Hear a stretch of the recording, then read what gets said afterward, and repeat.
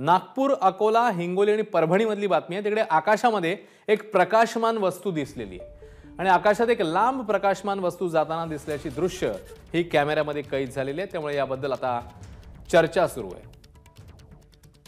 रजत वशिष्ठ आपल्याला नेमकी माहिती देतील। रजत, नेमका हा काय प्रकार घडलेला, किती वाजता घडला होता, काय चर्चा आहे?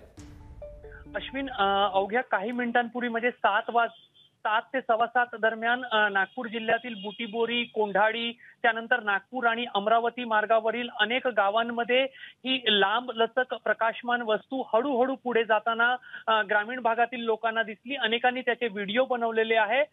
सोबतच विदर्भामध्ये अकोला, वाशिम या जिल्ह्यातूनही अशीच प्रकाशमान वस्तू समोर समोर जाताना अनेकांनी पाहिल्याची माहिती जी ती समोर येत आहे। परभणी आणि हिंगोली, मराठवाड्यातील काही भागांमध्येही अशाच पद्धतीचे दृश्य लोकांनी पाहिलेले आहे।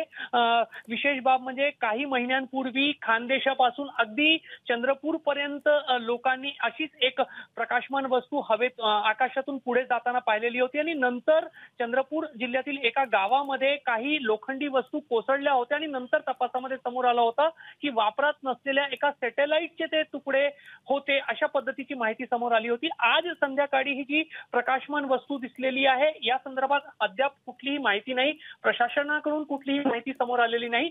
मात्र अनेक गावांमध्ये नागरिकांनी अशी प्रकाशमान वस्तू पुढे जाताना पाहिलेली आहे। अजय, धन्यवाद या सगळ्या माहितीबद्दल। बातमीचे ताजे अपडेट्स घेतच राहू। एबीपी माझा, उघडा डोळे बघा नीट।